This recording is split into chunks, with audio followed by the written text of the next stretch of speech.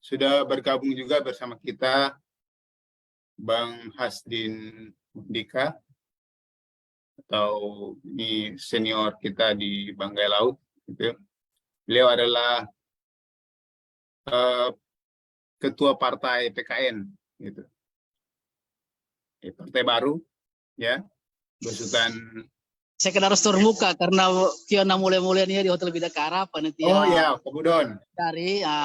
Jadi sekedar hadir sini baterai lobe, tapi harus lapor bahwa kita tetap mengikuti perkembangan. Nah, Budon. Siap, Kanda.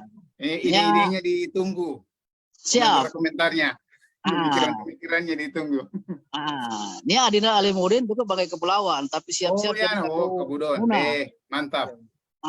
KPU Muna siap-siap. Sana itu lagi rapat panitia semua anak-anak. Hijau-hijau juga. Buat persiapan deh mainnya besok. Kak Budon. Baik, komentar soisik lolok nih ya tentang sistem tertutup yang hari ini sedang berlangsung. Soisik kai. Mola. Ya, jadi kan niat tertutupnya kan sudah disidangkan di MK dari tahun lalu November kan, seperti itu. Memang pertimbangan PDIP ini ya agar mohon maaf ya PDIP menggunakan petugas partai kan, artinya mian-mian yang sudah di partai 10 tahun, 20 tahun biar ada peluang gitu. Karena sistem terbuka nih ya kan ya walaupun dianggap adil dan jurdil, tapi kalau tidak kuat dalam berbagai hal tersingkirnya tula-tula yang sudah lama mengabdi di partai. Itu salah satu pertimbangan dari PDIP sehingga mengusulkan sistem tertutup seperti itu. Kemudian kekuatan ketua-ketua partai di tingkat setiap lapisan punya peran kembali. Selama ini dianggap kurang berperan, kira-kira ketua partai. Cuma ini kan ada pertentangan di 9 fraksi ini ya, 8 fraksi menolak, 1 fraksi mengusulkan tentang tertutup. Nah, PDIP mendapat angin segar lagi karena dibantu oleh Yusril. PBB bergabung seperti itu. Berarti 2 partai ya, Partai Bulan Bintang dan PDIP. PDIP. Kemudian dia bergabung sebagai pengacara yang pakar hukum ya. Yusril Iza Mahendra kan seperti itu. Kira-kira kalau eksesnya tertutup ini dampaknya apa yang akan terjadi nanti? Dampaknya pertama ya kalau pendatang-pendatang baru yang di partai ya dia agak repot. Memang itu pertama kekuatan partai akan berperan kembali. Jadi kalau yang sudah lama mengabdi di partai, di PKS, di mana-mana itu sangat bagus. Tapi kalau yang pindah-pindah dan tidak punya perahu agak berat itu. Apalagi yang pendatang itu susah. Jadi kekuatan ketua partai sangat berperan itu. Walaupun dianggap kita kembali ke masa lalu sehingga Bang Doli bilang jangan rubah-rubah dulu aturan.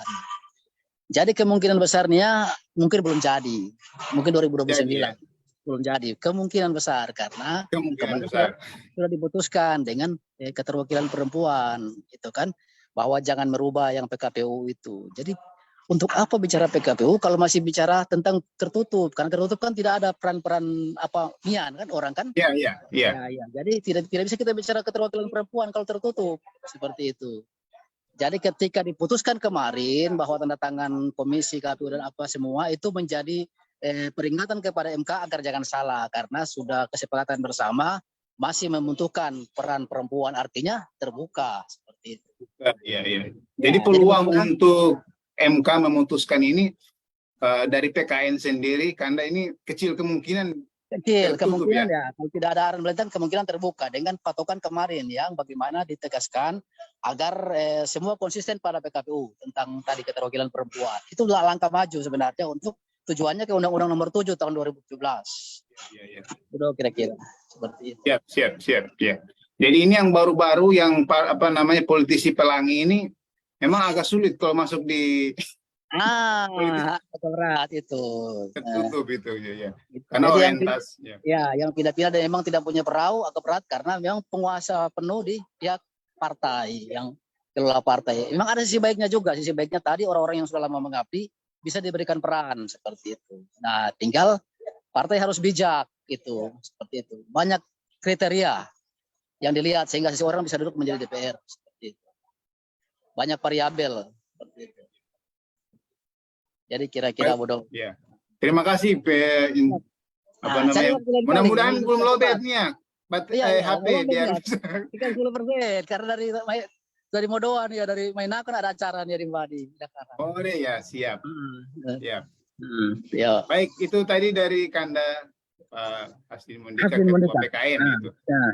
Terima kasih. Assalamualaikum warahmatullahi wabarakatuh. Kinatawan. Waalaikumsalam warahmatullahi wabarakatuh. Sama. Ya. Baik, kami juga masih menunggu partisipasi teman-teman untuk bisa hadir di apa namanya dialog ini, karena ini kami apa namanya merasa penting sekali untuk kemudian didialogkan, didiskusikan, karena perubahan sistem pemilu ini jelas memberikan dampak terhadap apa namanya kualitas ataupun hasil dari pemilu kita, begitu. Ya, baik, saya ke Pak Uji, silakan Pak Uji. Pak Uji ini bukan partai politik ya, masyarakat ya. Silakan Pak Uji.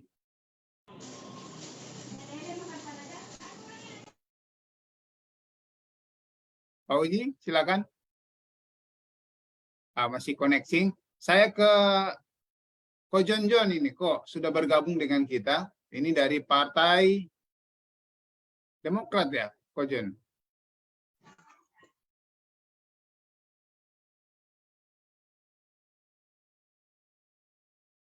Silakan di-unmute, Ko Jonjon ya. Sudah Bergabung dengan kita. Bagaimana pandangan Ko Jonjon terhadap sistem pemilu yang nanti ini akan kalau seandainya terjadi sistem pemilu terbuka, mungkin sama dengan yang lalu. Tapi kalau terjadi sistem pemilu tertutup dan peluang besar masuk ke dikabulkan oleh MK, itu cukup besar karena partai penguasa yang menggugat begitu. Silakan, Saudara Win. Bagaimana pendapat Anda?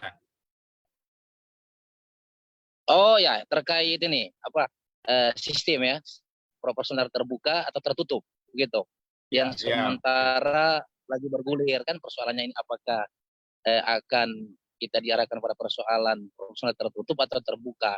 Jadi begini, artinya memang ini kan lagi jadi perbincangan untuk di kalangan para politisi, khususnya para caleg bahkan ini jelas partai-partai juga, partai-partai besar kan sudah dari pusat. Saya pikir ini lagi bergulir cuma saya lihat ini ketua ini membuka ruang diskusi kan. Jadi bagus juga supaya ini kita sama-sama mari membicarakan persoalan itu. Kalaupun misalnya terjadi kan. Jadi kalau saya sih sebenarnya banyak juga saya dapat info kan dari berita-berita, sebenarnya ya dua sistem ini sebenarnya punya plus minus. Ya punya. Halo. Ya bagaimana? Ya langsung. Ya, jadi dua sistem ini jelas punya plus minus. Cuma kalau saya pribadi sebenarnya masih lebih cenderung ke terbuka. Ya.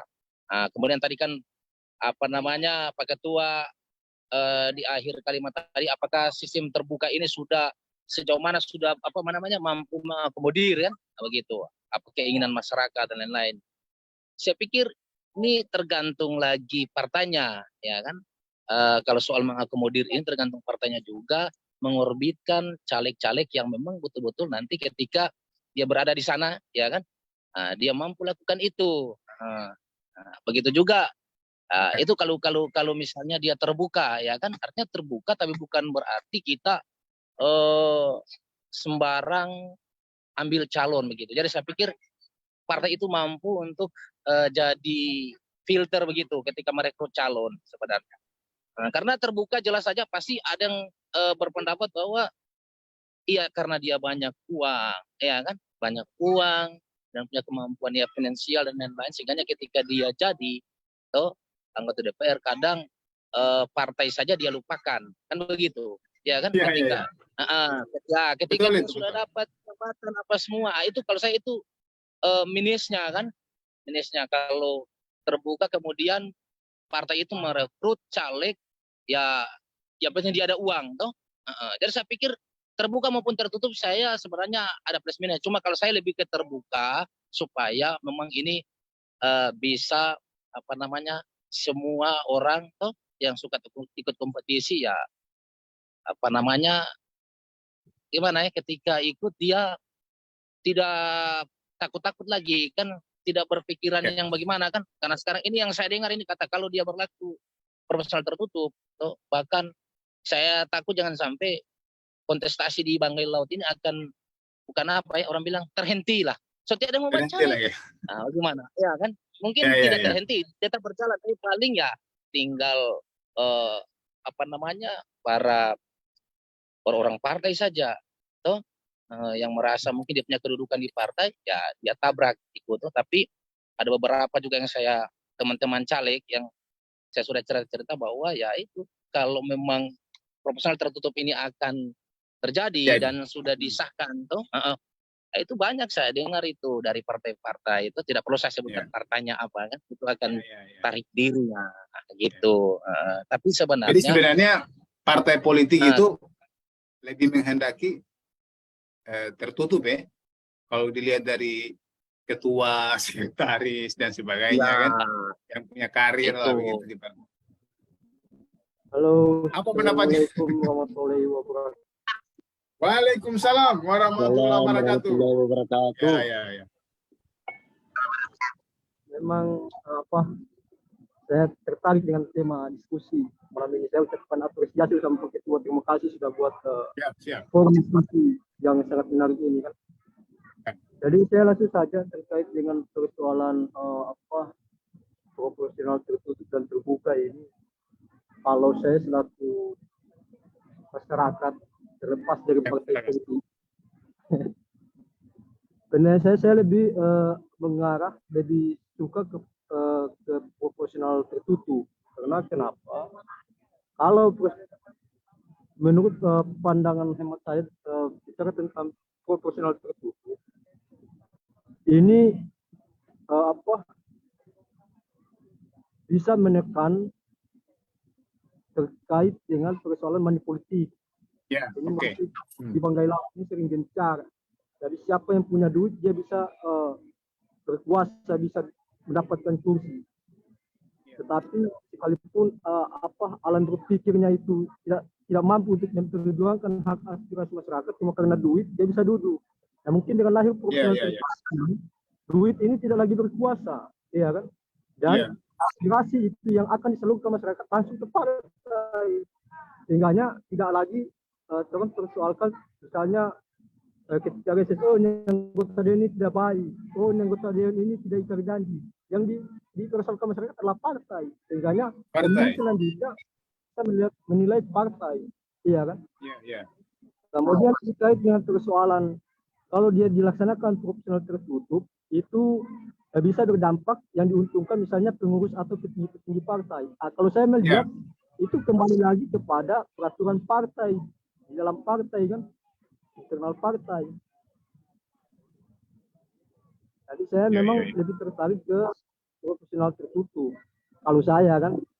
Berarti ini ongkos politik, ongkos politik kita tidak terlalu banyak begitu. Kemudian juga akan menekan money politik ya. Ini yang, ini saya ke money politiknya itu. Money politik ini sebenarnya salah satu penyakit demokrasi itu, ya, karena dia merusak karakter dan budaya kita sebagai masyarakat dalam hal memilih pemimpin. Jadi saya setuju dengan Fauzi terkait masalah bahwa money politik dengan sistem tertutup itu bisa ditekan. Gitu. Saya kira itu hal penting untuk kita pikirkan sebenarnya. Mungkin ya, silakan Pak Ketua. Siap. Sorry Pak Ketua, mungkin saya tiba-tiba terpikir begini. Yang jadi persoalan pertama mungkin ketika tiba-tiba dia bulan diperkirakan Juni atau kapan itu finalnya di MK itu, terus tiba-tiba dia tertutup. Let's say kayak gitu ya, dia tertutup. Terus apakah nanti formasi itu bisa dirubah atau tidak lagi karena sudah DCT kan? Ya. Itu mungkin jadi persoalan sendiri kan kalau jujurnya hari ini saya kira hampir nyaris semua partai tidak berpikir saya urutan 1, urutan 2, urutan 3, tidak Ya, seperti tidak, itu. betul. Nyaris seperti itu semua.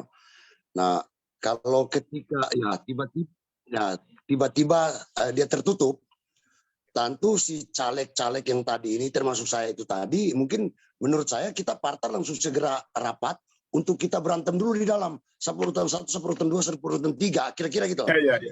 Iya. Apapun nanti keputusan seperti apa, supaya jauh lebih jelas. Hari ini saya ditaruh nomor 7, nomor 9, misalnya ya, saya atau siapapun itu. No problem gitu ya. Karena memang tadi suara terbanyak kan, ada ini. Tetapi ketika dibilang tertutup, yang notabene tadi DCT sudah ada dan nomor-nomornya sudah ada, saya kira akan ada perubahan juga untuk KPU bilang kita kasih waktu seminggu atau apa untuk ada perubahan-perubahan nama. Karena partai-partai yang semua itu pasti ribut gitulah pokoknya. Coba strukturnya kita tarik lagi. Siapa urutan 1, urutan 2, urutan 3. Kalau enggak seperti teman-teman bilang tadi, secara sederhana, ya udah gue cabut aja dari PDIP, ngapain gue nomor 7? Berteriak-berteriak, pasang beliau dan lain-lain udah jelas-jelas. Kemungkinan untuk mau duduk nggak mungkin kan, bisa gitu. Kira-kira seperti itu. Jadi kalau harus dia tertutup atau terbuka. Tapi saya pribadi tertutup terbuka no problem. Karena tidak akan mungkin orang bertahan ya dengan mengeluarkan uang dan biaya, kemudian dia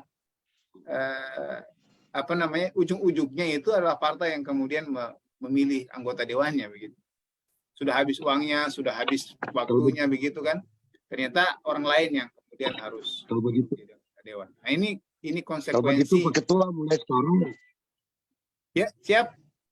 Ya, sorry. Kalau begitu mulai sekarang, kita tiap-tiap partai lihat dulu orang punya caleg-caleg ini yang kutu loncat. Begitu ya. Kutu loncat. Mungkin dari sekarang mulai kayak kita lempar move aja. Kalau saya mungkin saya lempar move di depan umum. Mungkin saya bilang kalau cuma main-main, tak usah. Caleg itu kan bukan berarti harus kamu berkorban duit. Bukan berarti juga harus berkorban tadi waktu. Bukan juga tidak berkorban duit. Katanya mau membuat masyarakat, kita bisa berkorban duit, berkorban waktu, iyalah. Nanti ke depannya seperti apa, soal kedua. Tapi kan poinnya sama, ketika kita di partai tadi berdiri tadi di partai, saya kira rata-rata ya, saya paling tidak saya tahu Pak Ketua masuk di partai ini salah satunya lumayan fans, begitu ya, misalnya lumayan fans di partai ini. Saya nggak tahu ada orang lain yang tiba-tiba mau pindah sesuka hati, menurut saya tai kucing gitu ya. Harusnya dia punya warna. Si pribadi itu harusnya punya warna. Bukan masalah orang mau duduk atau tidak. Bukan, tapi di partai ini kira-kira lebih kurang kan pasti ada rule-nya itu seperti apa ada. Saya PKS jelas dia ke sini misalnya gitu kan. Ini PDIP kita di sini. Saya kira hampir semua partai hampir begitu. Nggak tahu kalau partai-partai baru ya, mungkin cuma tempel-tempel saja barangkali. Baik, sudah bergabung dengan kita Ketua P3 Kabupaten Banggai Laut ini join dengan kita. Ini salah satu P3 ini punya, saya lihat wajah menarik di 2024 itu. Karena ada kekuatan baru yang datang yang siap memenangi P3 di Banggai Laut ya. Apalagi ada calon kepala daerahnya begitu. Ya, ini luar biasa ini gerakan P3 di Banggai Laut. Baik, saya langsung saja ke Ketua P3. Mungkin tema kita pada malam hari ini sistem proporsional tertutup dan terbuka dan dampaknya yang kedua ini kemudian kalau terbuka ya saya kira jelas ya sudah terjadi. Tapi ketika dia tertutup, ini dampaknya bisa sangat luar biasa. Baik, saya silakan ke Ketua P3. Ya, Assalamualaikum warahmatullahi wabarakatuh. Waalaikumsalam warahmatullahi wabarakatuh. Menarik sebenarnya ini pembahasan kita kali ini. Kenapa? Karena ini kan persoalan konstitusional. Artinya kalau menurut saya pertimbangan Mahkamah Konstitusi itu bukan opini publik, tapi betul-betul pertimbangan konstitusional. Jadi apapun yang diputuskan oleh Mahkamah Konstitusional final dan mengikat kita semua sebagai peserta pemilu. Nah, kami secara nasional memang sudah bersikap kemarin bersama 8 partai politik, yaitu mendukung untuk kemudian terbuka, tetap terbuka. Kenapa? Karena kita sudah dalam pertimbangan tahapan pemilu. Tapi untuk 2029 dan jangka panjangnya itu urusan lain lagi. Kenapa? Karena kami juga menilai bahwa urusan partai politik ini, pemilu terbuka ini kemudian tidak memberikan hasil yang baik selama beberapa periode ini. Kenapa? Karena kita disajikan oleh caleg-caleg yang hanya kemudian sibuk memperbaiki elektoral saja, tanpa memikirkan hasil setelah bagaimana mengawasi eksekutif. Padahal dalam pemikiran saya bahwa orang yang mengawasi itu harusnya satu tingkat di atas orang diawasi. Oleh karena itu saya juga sanksi kalau pemilihan ini terus terbuka, ini tidak memberikan efek yang lebih baik daripada pemilihan tertutup. Kalau pemilihan tertutup, perbaikan kompetisinya kembali di internal partai. Artinya kalau orang pikir 2024 ini belum signifikan perubahan ketika diputuskan Mahkamah Konstitusi menjadi pemilihan tertutup, tapi secara jangka panjang proses politik di internal partai politik itu pasti akan lebih baik. Oleh karena itu partai politik pasti mengirimkan kader-kader terbaik ke depannya.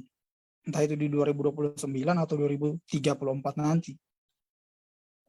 Memang orang tidak bisa berharap sekarang kalau kemudian diputuskan tertutup, kemudian orang berharap bahwa kualitas 2024 itu akan berubah secara signifikan, itu memang agak mustahil. Tapi secara jangka panjang maksud saya. Secara jangka panjang orang akan berkompetisi di internal partai masing-masing dan itu akan baik menurut saya untuk demokrasi Indonesia ke depan. Mungkin awalan dari saya begitu kira-kira. Berarti ini setuju sebenarnya dengan proporsional tertutup ya, karena karir politik itu akan terbuka bagi mereka yang menuntut karir di partai politik gitu. Nah, ya berarti ini setuju dengan proporsional tertutup. Ya, untuk jangka panjangnya saya setuju karena kalau pemilihan terbuka, caleg-calegnya akan begitu saja. Dorang tidak berkarir dalam partai politik, tapi tunggu momentum 5 tahunan baru kita berpartai politik. Kalau tertutup, kompetisinya kembalikan di internal partai. Memang kalau orang untuk mencapai kualitas pemilihan di 2024, saya anggap masih jauh dari kualitas 2024. Tapi kalau tertutup 2029 di antara itu 2026 rata-rata pergantian kepemimpinan partai politik pasti di daerah. 2026 2027 pasti terjadi seleksi yang luar biasa di internal partai. Akan terjadi kompetisi yang kemudian melahirkan pemimpin-pemimpin yang ke depan di 2029 2034 itu akan melahirkan pemimpin-pemimpin yang memang hasil selektif dari kompetisi yang baik di internal partai. Jadi output dari kandidasi partai ke lembaga yang katanya terhormat itu pasti akan luar biasa. Beda halnya kalau kita terbuka. Kita akan partai itu hanya dijadikan sebagai stempel kita untuk menjadi caleg. Ya. Tidak ada ikatan orang caleg itu kemudian dengan partai politik. Partai politik hanya menjadi lembaga stempel saja. Dan orang antara partai satu dengan partai lain ideologisnya itu tidak kelihatan, menurut saya begitu. Jadi orang mau partai mana saja yang Islamis, yang bukan nasionalis itu tidak ada DPB menurut saya. Karena kenapa? Karena pendidikan politik di internal partai itu tidak mungkin akan jalan kalau sistem pemilihannya terbuka. Begitu. Jadi kalau kita mau memperbaiki demokrasi di Indonesia ini, harusnya kita memperbaiki dulu internal partai politik, karena satu-satunya infrastruktur politik di Indonesia ini adalah partai politik. Kalau secara terbuka kita pemilihan terbuka, kita partai politik ini sama halnya dengan suprastruktur politik, ormas. Ormas yang hanya kemudian diberikan legal standing stempel untuk maju caleg, begitu. Bedanya hanya di situ saja kita dengan ormas. Begitu. Kalau bicara tentang dampak dari putusan MK, umpamanya kita berpikir bahwa mereka akan melakukan putusan tertutup itu. Jelas mereka-mereka ini yang ada di caleg-caleg di partai itu akan berpikir bahwa percuma mereka untuk berjuang karena akan kembali ke partai yang memutuskan. Nah, ini akan terjadi apa ya? Penurunan apa perjuangan ya istilahnya ya, atau mungkin mereka akan kemudian mundur secara teratur dan tidak mengikuti konsentrasi politik, dan ini juga berpengaruh ke apa namanya ke partai politik. Kalau menurut ketua P3 gimana ini? Kalau menurut saya, pemilu ini adalah substansinya adalah demokrasi. Kita mau menyelamatkan orang per orang atau kita mau menyelamatkan demokrasi di Indonesia. Kalau Mahkamah Konstitusi kemudian hanya memikirkan orang per orang, bubar saja Mahkamah Konstitusi. Mahkamah Konstitusi itu harusnya kemudian pertimbangannya adalah konstitusi. Apapun itu, memang partisipasi pemilu di setiap negara yang menyelenggarakan, di negara-negara luar yang menyelenggarakan pemilihan tertutup, itu memang partisipasinya rendah. Tapi kita lihat bagaimana output dari kualitas demokrasi itu yang harus Mahkamah Konstitusi perjuangkan. Adalah nilai dari demokrasi di Indonesia, bukan nasib orang per orang, apalagi caleg. Begitu. Kita tidak bisa melihat itu, dan keputusan Mahkamah Konstitusi adalah final dan mengikat. Apapun itu semua harus menyesuaikan keputusan Mahkamah Konstitusi. Begitu dari saya. Kalau strategi sendiri yang akan dilakukan ini kan jelas mengurangi apa namanya kekuatan partai politik itu dalam mengambil suara-suara rakyat begitu. Ketika mereka mundur semua itu. Nah, ini yang dilakukan P3 nanti seperti apa? Kalau seandainya, oke, saya mundur nih, ini mundur dan sekian mundur. Akhirnya hanya 2 kekuatan, 3 kekuatan dalam satu dapil gitu. Nah, itu dipikirkan tidak sampai ke situ? Pemikirannya saya, itu tidak hanya terjadi untuk orang partai, tapi rata-rata partai akan kemudian sibuk memperbaiki internalnya. Siapa-siapa yang bakalan diutus. Makanya saya tidak terlalu banyak berharap ketika hasil di 2024. Kenapa? Karena pengurus partai sudah final untuk saat ini. Tidak mungkin kita orang merombak lagi struktur partai. Tapi maksud saya untuk jangka panjang 2029 pasti kompetisi internal partai sebelum pemilu 2029 itu akan sangat sengit. Kenapa? Karena partai politik akan berpikir dari atas, itu akan berpikir bagaimana kemudian di pengurus DPC atau DPD atau sebutan lain di tingkatan kabupaten, provinsi itu harus memang yang kompetitif. Begitu menurut saya. Jadi menurut saya yang penting masih ada partai politiknya, itu menjadi peserta pemilu. Selama masih ada partai politik. Berapapun orang di dalamnya sudah diputuskan oleh Komisi Pemilihan Umum partai peserta pemilu.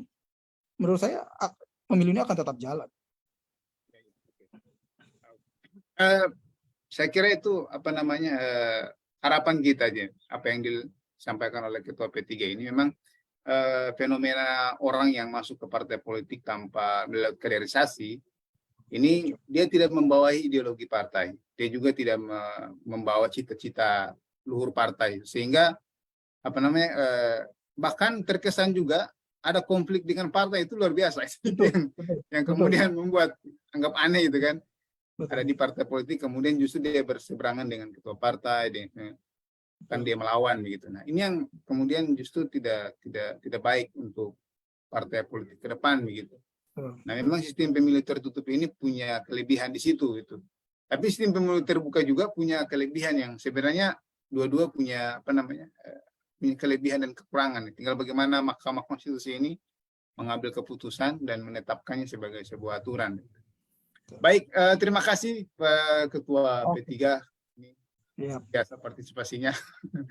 Mudah-mudahan bisa mendapat kuota nanti untuk kepala daerah itu, karena saya lihat